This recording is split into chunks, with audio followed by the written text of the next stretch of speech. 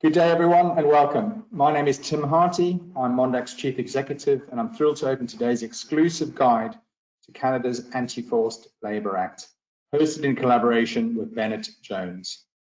Bennett Jones is a leading Canadian full-service business law firm, renowned for its expertise in international trade and investment, with an extensive track record in navigating complex legal landscapes and providing tailored solutions to clients, and has teamed up to provide you all with a Mondaq exclusive guide to Canada's Anti-Forced Labour Act today.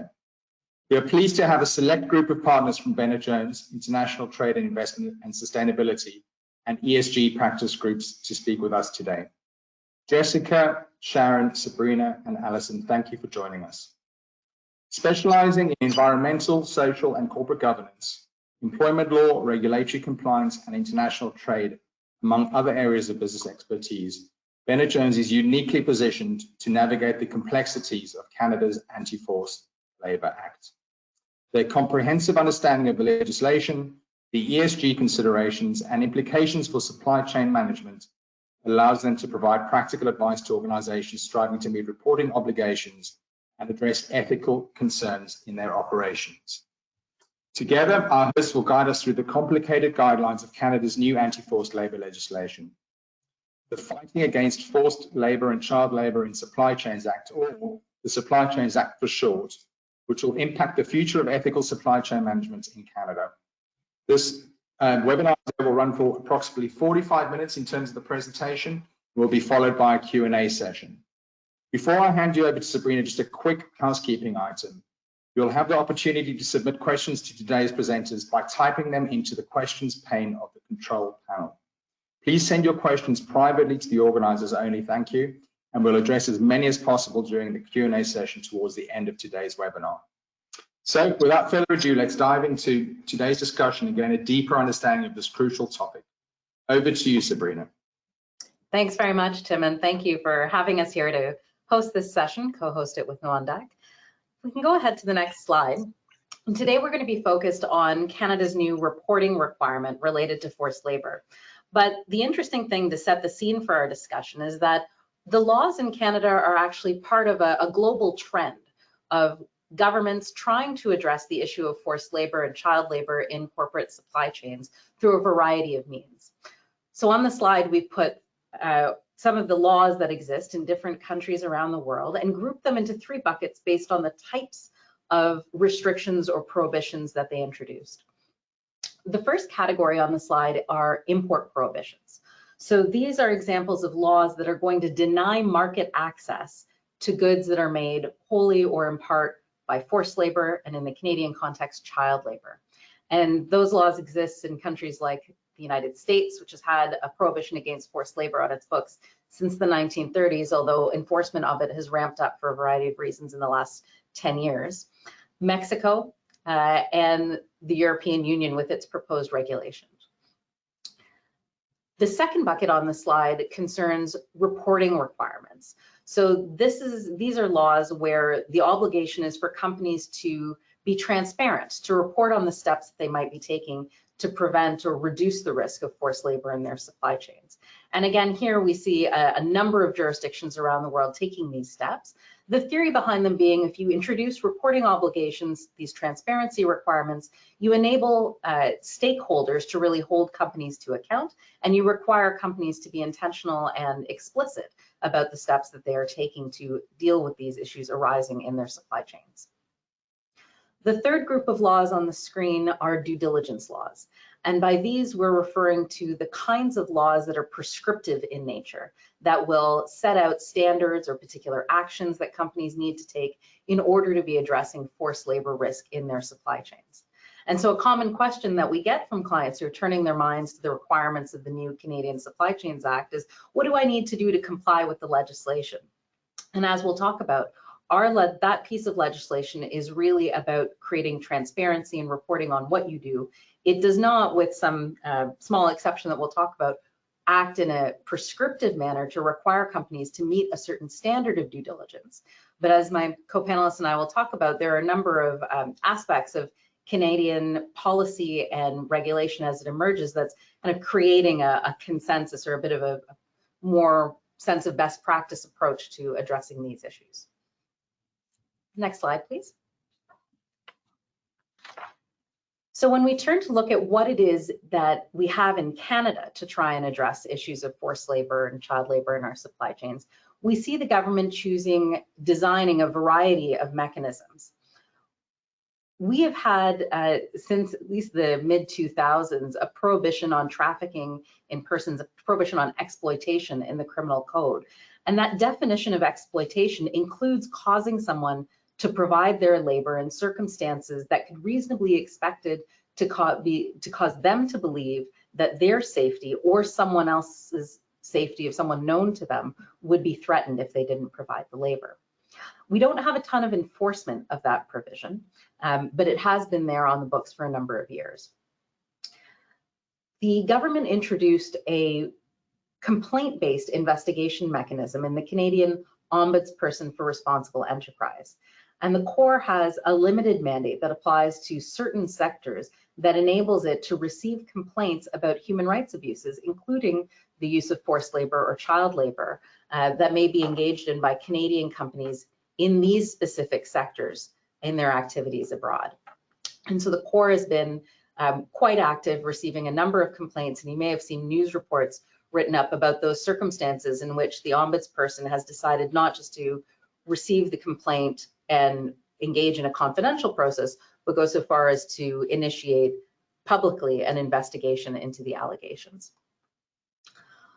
We have, since July 2020, a prohibition on importing goods that are produced whole or in part by forced labor, and as of January 1st of this year, that prohibition has been extended to include goods that are manufactured or produced with child labor.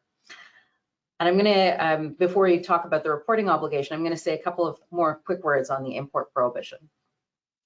But then finally, most recently, last year, Parliament introduced the Supply Chains Act that for the first time introduces a reporting requirement in the Canadian context that will require government institutions, but as well, a truly tremendous swath of companies, private organizations, to report on what they did to prevent and reduce the risk of forced labor or child labor in their supply chains. And those reports, as we'll talk about, are due May 31st of this year and will address what the companies have done in their previous fiscal year. Next slide. So as I said, most of what we're going to talk about today is the reporting obligation, but we'd be remiss not to talk about the import prohibition as well, because that is one of the areas of law that we're seeing significant development and where there's a fair amount of risk for companies. So this is, as I've said, an absolute prohibition on importing goods that are manufactured or produced wholly or in part with forced labor or child labor. And the import prohibition is generally understood as applying to deny customs release. So in other words, prevent goods. It's intended to prevent goods from entering the Canadian market if indeed they are made with forced labor or child labor. And it falls to the Canada Border Services Agency to enforce that restriction at the border. Now, CBSA isn't acting alone. We know that the Labor Program of Employment and Social Development Canada has a mandate to engage in investigations. Now, these investigations are confidential. We're aware of at least 2 that have occurred so far, and ESDC Labor will investigate a concern, a report that they may receive, a tip. Information can come to them in a variety of ways. They'll investigate the circumstance, whether that be a supplier, supply chain, a region, a particular set of goods, and they'll produce a confidential report that will then be shared with CBSA, and on the basis of which the CBSA may choose to flag shipments from particular suppliers or supply chains. When shipments are flagged, they may be detained at the border, not permitted to obtain customs release. And we have seen a sort of ramp up of enforcement in recent months. You'll see on the slide there a graphic that shows US actions on forced labor goods. So this is primarily enforcement of the US Uyghur Forced Labor Prevention Act, which is an American act that seeks to, again, deny market access in the United States to goods that have a connection to Xinjiang or that are produced through programs of the Chinese government related to Xinjiang. So for example, labor transfer programs. And for the last number of years, there's been a real asymmetry in public information about enforcement, because in the United States, there have been a great volume of enforcement actions. And in Canada, there was really only one media report that indicated that there had been a detention of goods at the border that was ultimately then released. We do know that the CBSA is ramping up. They have gotten themselves organized internally in terms of having more policy mechanisms, having more resources devoted to these issues, and they are starting to issue detention notices. And so happy to answer questions about that people may have. But the important things to know is that if you are faced with the detention, you will have the opportunity to provide documentary evidence in respect of that detained shipment, both documentary evidence from a traceability perspective, showing all the parties in the supply chain and sort of what happens to move those goods along in production to the point of being imported into Canada. And also relevant will be any due diligence information or other supply chain inquiry-based information that the importer has in order to be able to demonstrate that indeed the goods were not made with forced labor or child labor. And so it's an interesting expansion of the expectation of transparency. And I think that's one of the themes that we're seeing in all of these areas of law, is government legislating from a perspective of believing that companies have significant leverage over their supply chains to make inquiries, or indeed transparency into their supply chains. The assumption being that companies that are procuring and importing in Canada know who's participating in their supply chain upstream. And of course, as many companies will know, there are a lot of practical challenges associated with that and some thorny issues that crop up. So maybe before we get too far into those practicalities, let me turn it over to Alison to introduce us to the concepts of forced labor and child labor and some of the context for the Canadian Supply Chains Act. Alison? Thanks, Sabrina, and thank you very much, Tim and the Mondaq team, for hosting us for this webinar today. Perhaps we could move over to the next slide. As Sabrina foreshadowed, and then one more slide, there we go. As Sabrina foreshadowed in discussing the broader context in which this legislation, Canada's Supply Chains Act, has emerged, the Act came about as a result of commitments that Canada made in the trade treaty that replaced the NAFTA, known here in Canada as the CUSMA. And Canada went beyond the import prohibitions that it committed in the CUSMA to implement into its laws, the ones that Sabrina just described, and included also an annual reporting obligation in respect of forced and child labor.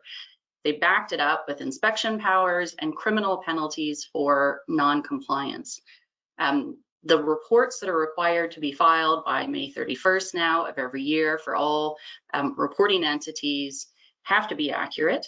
They cannot contain misleading or false information, and they have to be approved by the entity's governing body, for example, the board of directors.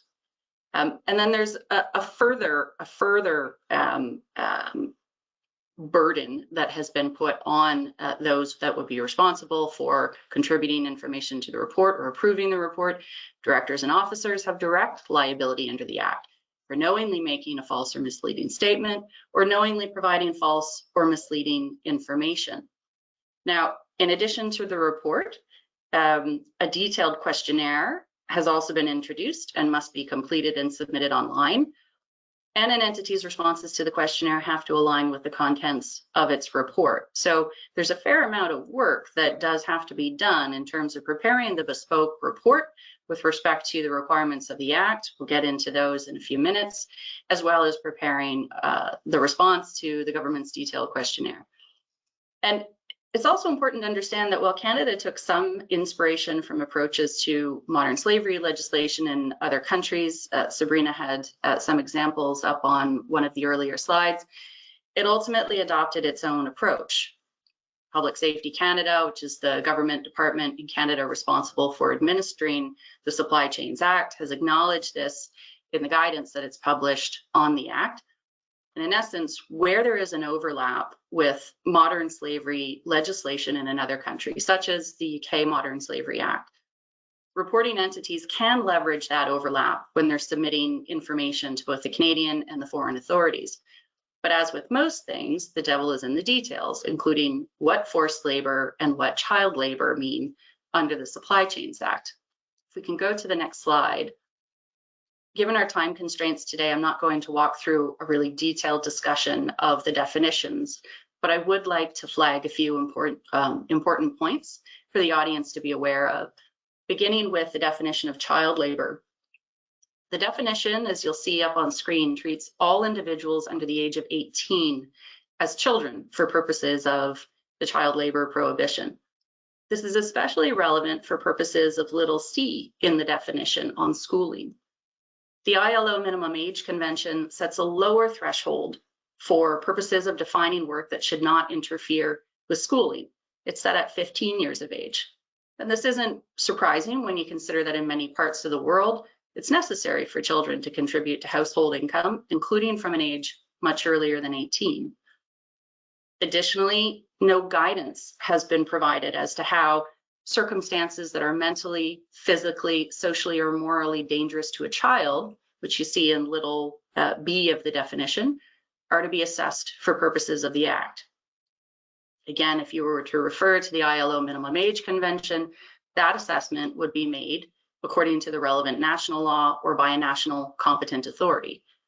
The standard of what constitutes circumstances that are mentally, physically, socially, or morally dangerous to a child is different in Canada than it is in many other parts of the world. For example, children form part of the normal logistics and transportation chain in many parts of the world. They may carry sacks of minerals or metals collected from a mine site to a weighing station or a washing or a refining pond. They often do this as part of a family work unit. But by reference to Canadian standards, this type of activity likely falls within the definition of prohibited child labor. From a supply chain perspective, what's important to bear in mind is that there are these differing age thresholds and differing standards of conduct. They may not be seen as problematic in certain countries, and in fact, certain levels of work activity performed by individuals below the age of 18 might well be lawful in certain countries and even consistent with international labor conventions, such as the ILO Convention on Minimum Age. But they could nevertheless trigger the definition of child labor under the Supply Chains Act for purposes of the reporting obligation, as well as the import prohibition that Sabrina referred to earlier. Turning to forced and compulsory labor, the two prongs to the definition in the Act, as you can see on screen. The first prong imports part of the exploitation offense in the Criminal Code of Canada into the Act. That exploitation offense draws inspiration from another international convention, the 2000 Protocol to Prevent, Suppress, and Punish Trafficking of Persons, especially women and children, that supplemented the UN Convention Against Transnational Organized Crime. The second prong incorporates an older definition of forced and compulsory labor from the 1930 ILO Convention on Forced or Compulsory Labor. So in essence, what Canada has done with these definitions of forced compulsory labor in the Act is draw from both traditional and more modern concepts of exploitation and forced labor. So the definitions are intended to be very broad. Forced or compulsory labor under the 1930 Convention is defined to be all work or service which is exacted from any person under the menace of penalty and for which that person has not offered himself or herself voluntarily. So what does menace of penalty mean? Well, it's typically construed broadly. It could mean anything ranging from physical violence or restraint to something more subtle of a psychological nature, like a threat to denounce a person to immigration authorities where their employment status is either illegal or uncertain. And the menace could be directed at the worker, him or herself, or to a third person, like a family or another worker. The idea is that there would be some form of pressure applied to the person. An involuntary work or service is in essence work that hasn't been contracted for freely. But that assessment, again, requires some assessment of context. So if we turn to the next slide, what you'll see here is some guidance published by the ILO on different and common indicators of forced or compulsory labor. Now, what's important to bear in mind here is that not all of these indicators need to be present to conclude that a work situation or work activity constitutes forced or compulsory labor.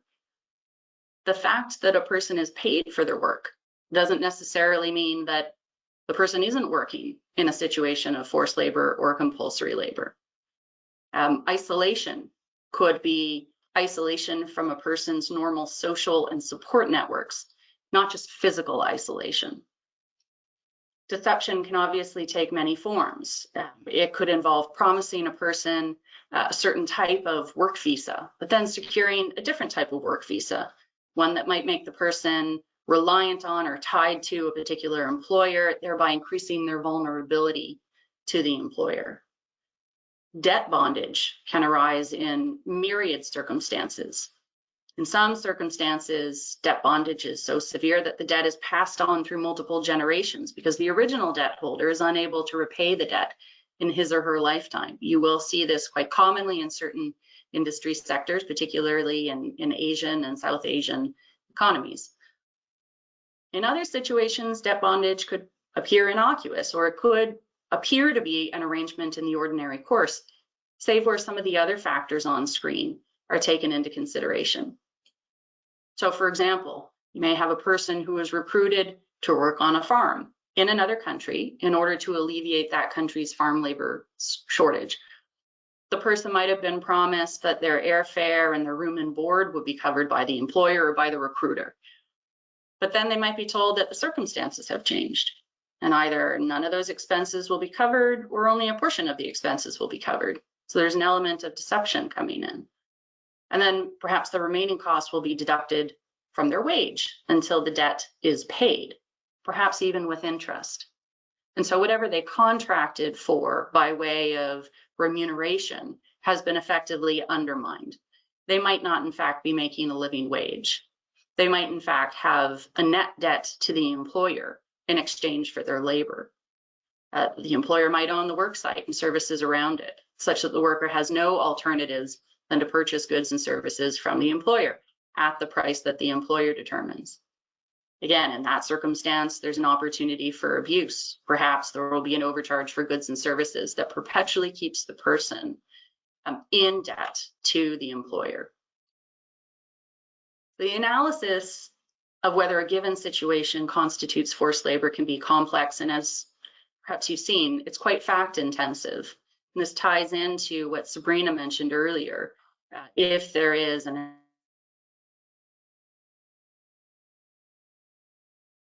investigation into whether or not goods that are clearing the border within Canada have been manufactured or processed using, in whole or in part, forced labor or child labor, the facts of that situation become very important to be able to clear those goods to satisfy CBSA that the goods, in fact, were not made with forced or child labor.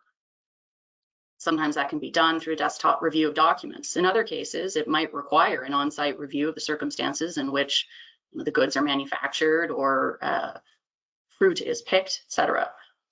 The guidance provided by public safety with respect to what it is looking for in the reports to be filed and the questionnaire responses to be filed, it indicates that their expectation on entities subject to the Act is they're looking beyond the immediate business of those entities. It's looking beyond first-tier suppliers with respect to those entities. It's looking all the way down the supply chain to the minerals dug out of the ground, the fibers and the fruit picked, etc. So with that, I propose to turn the floor over to Jessica, who's going to take us through an analysis of who has this obligation to file a report and to submit the questionnaire, who's going to be caught by the Act and its obligations. Thanks, Allison. So as with many areas of legislation, the scope of who must report under the Supply Chains Act is a very obvious question and a very easy question to answer for some businesses. But then for other businesses that are maybe on the margins of the definition, it can become quite a challenging and fact-dependent exercise that involves some contextual interpretation. So the reporting obligations under the Supply Chains Act essentially have two parts to it.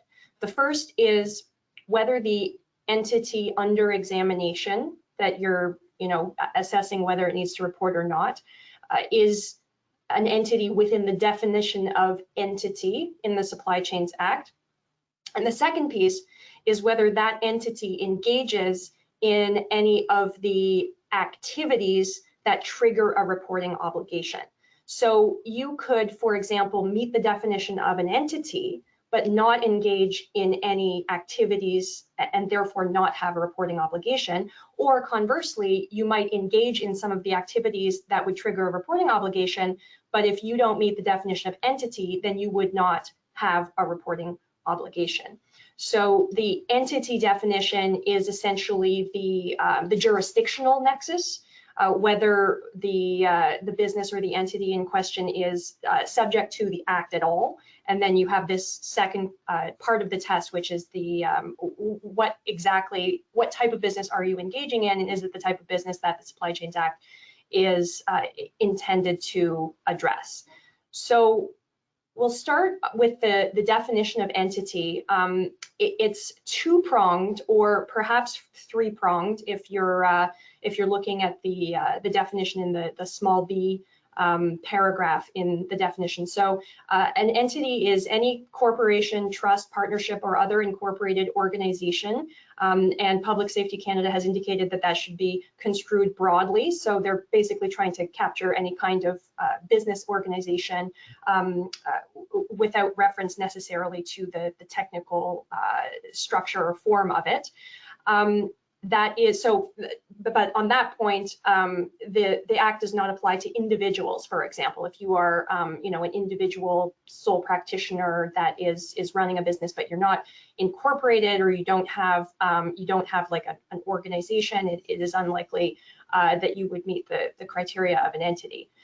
And then once you have established that there is an entity, the question is it publicly listed in Canada? So that's quite an easy test. It's either yes or no.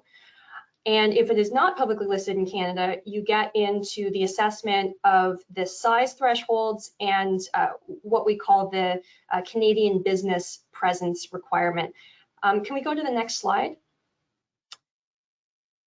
So this slide is the text might be a little bit small on it, but what the slide is intended to show is a bit of a flow chart that we put together to help with the reporting obligation analysis. So step one, are you a corporation? We talked about that. Are you listed on a stock exchange in Canada? Yes or no. And then you get to the third requirement, which is two-pronged. So does the entity have a place of business in Canada, do business in Canada, or have assets in Canada? And we have to look at that question before we get to the size threshold, which is the next step. So there is no definition in the legislation for what doing business in Canada, having a place of business in Canada, or having assets in Canada means. Public Safety Canada did address this in its guidance that it released in December to a certain extent. But as I mentioned, this part of the analysis can be quite tricky because it requires referring to other areas of law and principles from other areas of law. So Public Safety's guidance has indicated that tax and employment law concepts should be considered in the context of assessing whether an entity has a place of business in Canada, does business in Canada, or has assets in Canada. We are directed to use the ordinary sense of these words, as well as the criteria applied for by the Canada Revenue Agency in the absence of any specific tests that are prescribed in the Supply Chains Act. So, for example, a place of business in Canada for tax purposes would typically involve a physical place of business that an entity or business has some degree of control over, or at least a right of access. And through which business is carried on. So there's some kind of connection between that place and the business activities, the profitable business activities that are being conducted. Doing business in Canada, I won't get into the details of that because if anybody is familiar with income tax law and tax principles, it can be a very complicated assessment as to whether a foreign entity is carrying on business in Canada for purposes of tax jurisdiction. But it's important to note that while the guidance directs that Canada Revenue Agency principles should be considered, it's not necessarily determinative. So if you are not filing Canadian income tax returns, that is not necessarily determinative of a conclusion that the business would not do business in Canada for purposes of the Supply Chains Act reporting.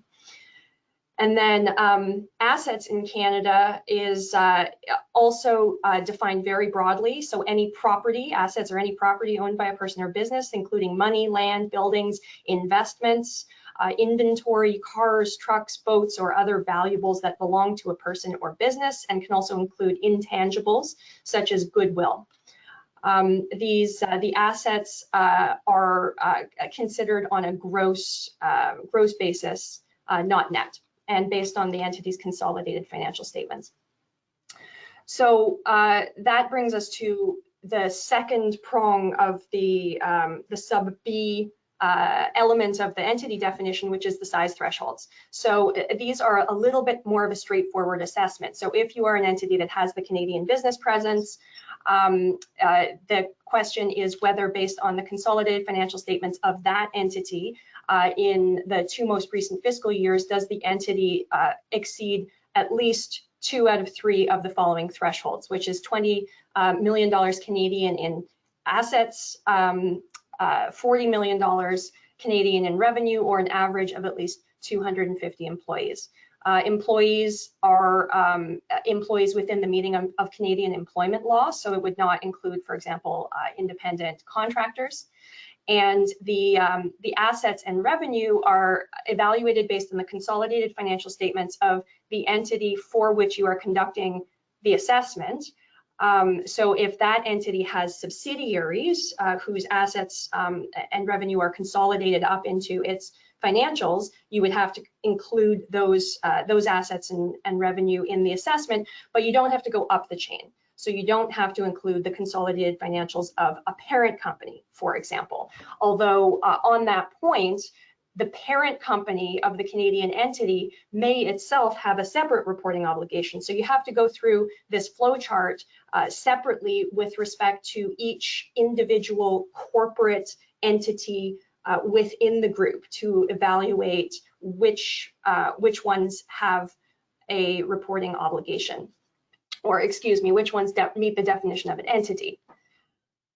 Once you've established that you have an entity within the organization that meets the defined term of entity for purposes of the Act, the question is, does it do any of the activities that trigger a reporting obligation? So does it produce, sell, or distribute goods? Period. So goods in Canada or elsewhere, but in Canada or elsewhere is essentially anywhere in the world. So you could conceivably, for example, have a company that has the Canadian business presence for perhaps other activities that don't relate to the sale of goods, and so they may meet the entity definition, but not actually necessarily sell or distribute or produce goods in Canada. But if they do those activities somewhere else in the world, same entity, then you could still have a reporting obligation triggered under the Canadian legislation. The second one is, do you import? Does the entity import goods into Canada that were produced outside of Canada? That one, again, is a little bit more of a straightforward assessment because the guidance confirmed that this constitutes the entity that has responsibility for accounting for the imported goods under the Canadian Customs Act. So are you the importer of record for Canadian customs purposes? And that is something that should be a fairly easy thing to determine because an importer of record would have, for example, an import-export account with the Canada Revenue Agency under which goods are declared and accounted for. So you can check that in the documentary records. And then the third prong of the activity, actually, that might be good if you go back one slide just to see the text a little bit better, is do you control an entity engaged in any activity described in paragraphs A or B? So this activity is meant to be a bit of a backstop to make sure that corporate parent companies or entities that are controlling another entity that has operations in Canada also is ensuring that the report on behalf of the corporate group, if it is a corporate group that can file a joint report, it is submitted. Now, that said, the word entity as it appears in section 9C there is still the defined term entity. So you do have to consider whether the entity that the other entity that you're doing the assessment for is controlling a corporate body that itself meets the definition of entity, so exceeding the size thresholds or being publicly listed. Next slide, please. We can maybe get into discussion about some of the trickier aspects of interpretation of some of these elements of the test, which, as I mentioned, seem like they're straightforward at first glance, but then when you actually delve into the details of particular fact scenarios, can be a little bit difficult to determine. But before we get to that discussion, I will turn it over to Sharon to talk about what the content of the report needs to include. Thank you, Jessica. Next slide, please. And thank you again, all of you, for joining us. I'm joining you from Vancouver, the traditional territory of the Musqueam, Squamish, and Tsleil-Waututh peoples. As Sabrina indicated earlier, the Supply Chain Act is a reporting legislation, and I see some questions coming up in the chat, and I thought I'd re-emphasize that. That is that the Act requires reporting entity to provide certain information. It does not oblige the entity to undertake any specific measures. And so an entity may simply have not much to report because there was literal no action undertaken, and that is perfectly fine to state, to answer Jim's question. It may not look great reputationally, but it's legal. So what does the actual annual report have to include? And I might just flip over one more slide, sorry. I realize I'm a little off kilter here. So what does the report actually have to include? The annual report requires that the entity describe the steps it has taken during the previous financial year to prevent and reduce the risk that forced labor or child labor is used in any step of the production of goods in Canada or elsewhere, or imported goods into Canada by the entity, as well as certain supplementary information, which is on the right-hand side of your screen. With respect to the steps, it could include an entity mapping its activities and supply chains. It could include completing a risk assessment. The entity could have developed and implemented an action plan or due diligence for policies and processes. It could have audited itself or audited some of its suppliers. And in the absence of any of these, companies could or should typically require that their employees or suppliers comply with law. Now, that in itself, I would argue, is a bare minimum, but nonetheless, it just gives you a flavor of what you could include, because that section is really intended to capture the main elements of the entity's response to forced labor and child labor risks, while the supplementary information is meant to provide a little bit more granular detail. And perhaps I'll just get into a little bit around the guidance and what it suggests that you provide with respect to the supplementary information, as well as our learnings from based on other jurisdictions, as well as our practitioner perspectives. In terms of the structures, activities, and supply chains, the structure is really the entity's legal and organizational structure. Includes information on the parent or its subsidiary. Information on the activities is essentially all the pursuits undertaken by the entity in relation to the goods at issue. Information here could include the types and volumes of goods and location of the operations. Information on supply chains includes the type of direct and indirect suppliers and service providers that the entity is exposed to. It does not need to include downstream suppliers, so that is end users. The guidance suggests that entities should aim to identify, to the greatest extent possible, the source countries or regions of origins of each of the goods or services used at each step of the supply chain. That is important really to undertake that risk assessment and or to advise for transparency purposes, or as reading your reports, how they may undertake a risk assessment in terms of your potential risk exposure. Next, the entity is required to report on the policies and due diligence processes it has in place. Again, if you don't have any for the previous financial year, you simply state that you don't have any, except that you require your companies and your suppliers and your business partners to comply with law. And so the requirement is pretty self-explanatory. Should include information the entity has used to process or identify and respond to the real and potential adverse impacts of activities throughout supply chains. And I'm covering these quickly so that we can essentially get to some of the questions and go over the slide that I skipped earlier. Next, the supplementary information, the Act requires you to identify parts of your activities or supply chain that carry those risks. This is where an entity can provide details on its risk assessment and supply chain mapping, which it may have undertaken to determine which parts of their activities and supply chains could potentially contribute to directly or indirectly linked to actual potential risks of forced labor or child labor. Now, entities can specify that they have identified risks related to a particular sector, related to a particular industry, or country, or region. Sabrina gave an example of the Xinjiang region as a potentially a region that could be identified if, for instance, you're carrying goods from that region. Or it could look to the production of a particular product or a particular step in the supply chain. Allison also alluded to certain industries in certain parts of the world, like the mining industry, where there might be more acute focus risk.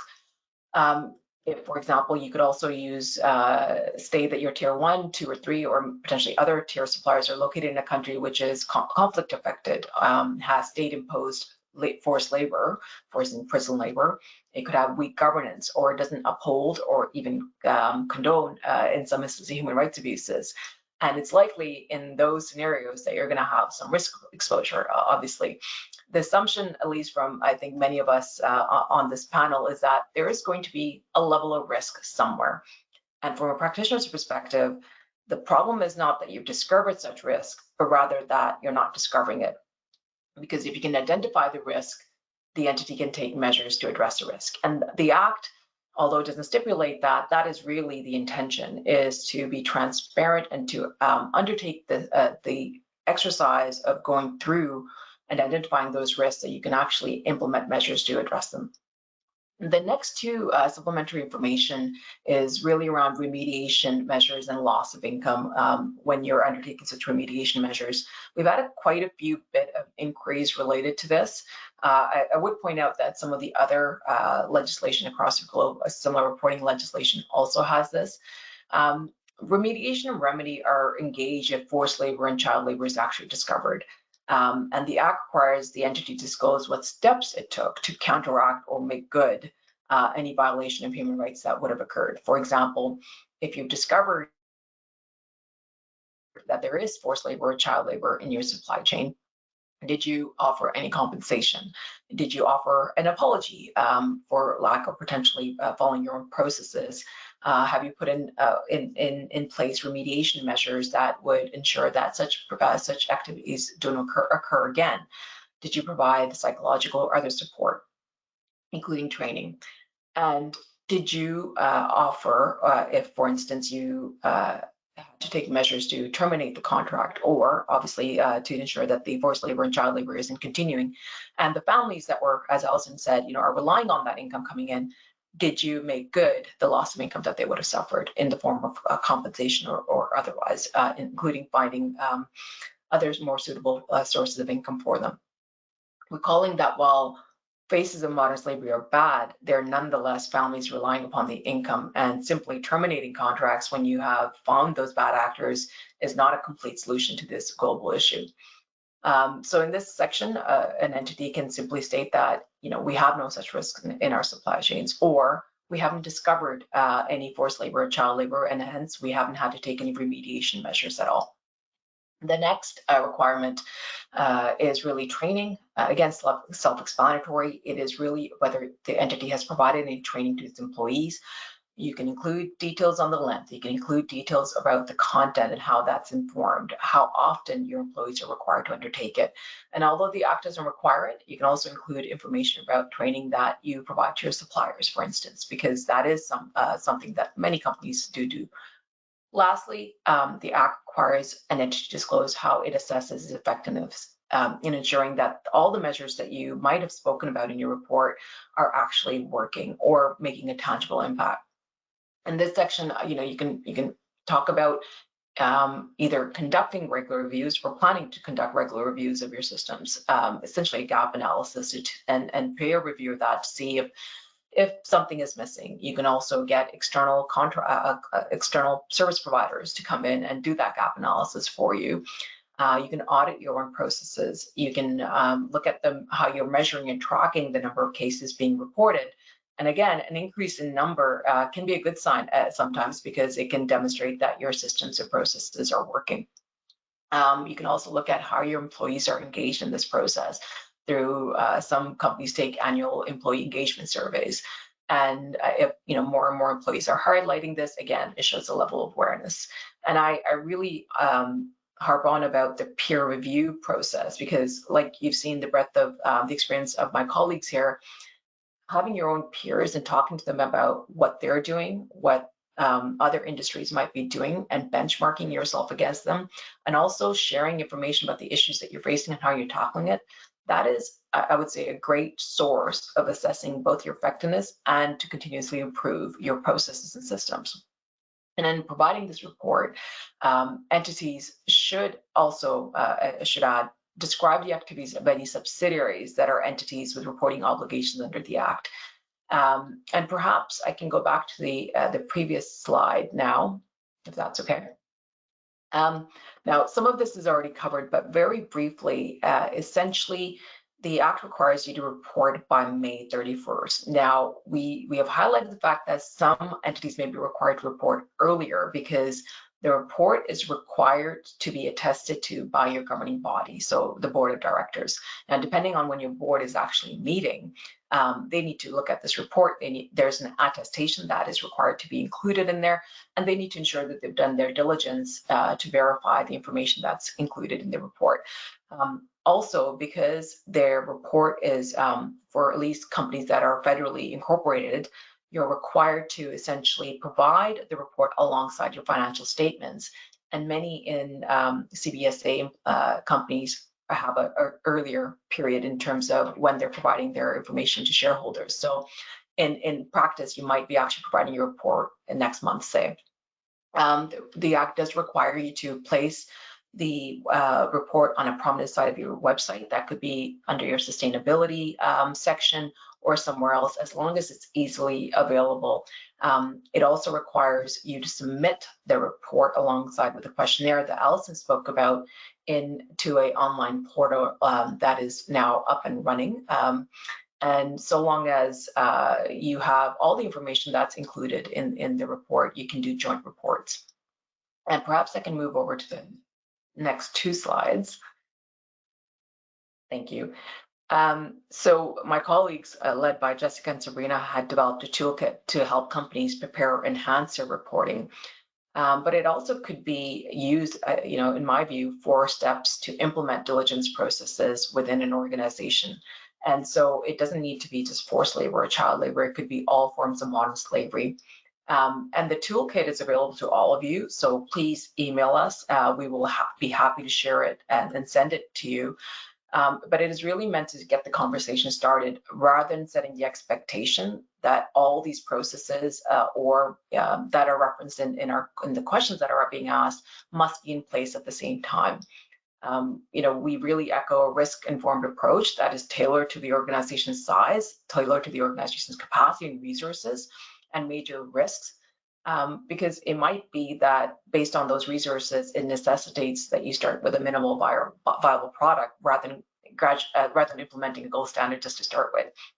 And I think that's akin to more of a materiality assessment in any event. And for those companies that already have what they consider to be the gold standard, congratulations. I think now it's really about continuous improvement because what I've learned is that bad actors are consistently finding novel ways to hide. and what you're doing today may not work as effectively as what you think it would do tomorrow. So tweaks are necessary, and this is especially important given Canada intends, our current government rather, intends to introduce due diligence-based legislation that is going back to what Serena started with, that will be telling companies what due diligence measures they are required to have in place. And if Canada does this, it's quite conceivable that this legislation simply gets wrapped up in that broader due diligence-based legislation. Now I will go to the next slide, which is really some of the questions that we had received in the last 2 weeks from many of you that are on the call. And I don't need to talk through all of them because I'll give the opportunity for my colleagues to speak as well. But perhaps I can just take it one by one and get my colleagues to jump in as they want. So first question is, do I need to report? Does my parent or company or affiliate need to report? Hopefully the information that Jessica provided to you, you have some of the necessary information to assess this and essentially determine the entity threshold or determine the reporting threshold to determine whether you meet the criteria. Now, applying the indicia in itself gets complicated, as Jessica alluded to, and that is a fact-specific exercise. But perhaps, Jessica, I'll stop there and just pass it over to you just to maybe touch on a few things if you wanted to on that question. Yeah, well, we can maybe address, I think, a couple of the questions that I've seen in the chat. One, I think it might have been asked, what are goods? So goods is defined very broadly. So it's basically any physical item that can be the subject of commerce. It doesn't include services, for example. We had another question also about very minor dealings. So I didn't touch on that, but one of the items in the Public Safety Canada guidance is that when you're looking at the activity triggers for reporting, it can be understood that the reporting obligation does not apply to very minor dealings. We do not have a definition of what Public Safety Canada considers to be very minor dealings. And so I'm afraid I don't have a good black and white answer for the person that asked that question. It's going to be a contextual analysis. So you would have to look at what the dealing is relative to the broader business activities of the company. You have to take into consideration the type of the activity that might be very minor, the size of it relative to the overall business, and make that assessment on a case-by-case basis. Anybody else, comments? Okay, well, I'll move to the next one. How far up the supply chain am I supposed to go or no? This goes to some of the questions or comments that Jim has put in. You're not required to do anything but report. Now, having said that, my view is that the intent of the act is that an entity go as far up the supply chain as it can, for instance, to the raw material producers. Now, the practicality of going up that far is difficult, and for all the goods that you touch or all the services that you obtain is difficult. But that's the intention. Now, I do want to address the comment that I think it was Jim that made, that essentially companies might be better served by not asking any questions. I think that is probably false comfort given just where global trends are heading with respect to this type of legislation, which is requiring due diligence. And also, I mean, there are reputational issues to consider, financing issues to consider. If you're not asking those questions, then you have essentially, companies that you may transact with requiring you to attest to certain information or certain processes that you have in place that you can't attest to. ESG ratings is a real thing, whether you love or hate the term, but nonetheless, the comment that essentially either you do it or you're going to be required to do it is important. And financial institutions are looking at it more and more. So I think in short, it is, as far as you can go from our perspective, but I'd be curious to hear, I don't know, Sabrina or Alison, if you had anything to share on that as well. Yeah, I can chime in with 2 points. One, on this idea of willful blindness and whether or not it's acceptable for companies to sort of not make inquiries. Let's not forget that the Supply Chains Act, includes in it an offense for knowingly providing false or misleading information. And the knowingly standard under Canadian law is generally understood as including willful blindness, which applies in circumstances where you ought to make inquiries and you choose not to. So I think there is a concern about someone just sort of waving along a report that might contain something that would be false or misleading, where there's enough there that they ought to be asking some questions and they choose to not ask those questions. And then the second point that I'd make on that is that let's not forget about the import prohibition. Because for companies that are importing goods into Canada, you have an obligation to ensure that you are not importing goods made with forced labor or child labor into the country. And so from that perspective, you are inviting a significant amount of risk if you simply refrain from making inquiries. And the Canadian government has been quite clear about its expectations of businesses. There was a business advisory for companies that do business in Xinjiang or involving Xinjiang related companies. But the comments there apply really in a variety of jurisdictions that might carry high risk of human rights abuses, which is that the expectations of the Canadian government are that Canadian companies are complying with international best practices, including with respect to supply chain due diligence. And so the writing's on the wall, so to speak, in terms of the direction that we're going. If I could just add a point there as well, and you see it pop up in this fourth question, how does the new reporting obligation interact with the import prohibition, right? So, and along the lines of some of the questions that Jim has asked, yes, the reporting obligation is one focused on transparency as opposed to a positive duty on entities to take steps, to take due diligence. But even from the perspective of ensuring any minimized disruption to your supply chain, if you are reliant on goods imported into Canada, for example, if you've done nothing, you've taken no steps in order to investigate your own supply chain and whether or not there's a risk that forced labor or child labor has been used somewhere along the line, and you're reliant on receiving those goods, you're at risk of your supply chain being disrupted through the detention of those goods. And what I anticipate is that the transparency aspect to the legislation is going to assist CBSA in identifying, whose goods it's going to detain. Where does it want to focus its own compliance or enforcement, I should say, efforts, right? So once it has a handful of reports in place, it can sift through, and it may not have exactly a roadmap, but it will have some sense of what companies are actively taking steps to ensure that they're not importing these goods tainted by forced labor or child labor into Canada. What companies aren't taking those steps? So I think in order to appropriately manage risk, well, you don't have a positive obligation under this legislation to actually engage in due diligence. As we said, where you've got to contend with an import prohibition in any event, you still have some obligations there. And I think there's just going to be a whole lot more light shed in a very public way, as well as in a government-facing way, with respect to all entities that have an obligation to report. And so there's a bit of a progressive, and I think that's the government's intention right now. It didn't go with a positive duty of due diligence, but it is taking steps in order to move the business community that engages in business activity in Canada forward on these concepts and encourage them to start taking steps in order to mitigate that risk.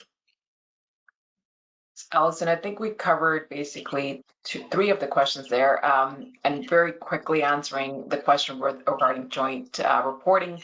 Again, so long as you have the information requirements under Section 11 in your report, you can provide a report that is that you use for another jurisdiction, as long as you have all the information, obviously, that's required. I know we have 1 minute left, so we could probably take another question very quickly, which I'm happy to do, Tim, or we can wrap it up. Yeah, well, look, we literally had hundreds and hundreds of folks registered for this webinar. There's clearly a lot of interest in the topic. And lots of questions we haven't been able to get to. Our hosts have kindly agreed to come back to any of those we haven't asked. And also just share the toolkit that was referenced. But let me ask one last question of the panel today before we wrap up. Are there any exemptions or exceptions to the reporting obligations, particularly for smaller businesses or those with limited resources? Thank you.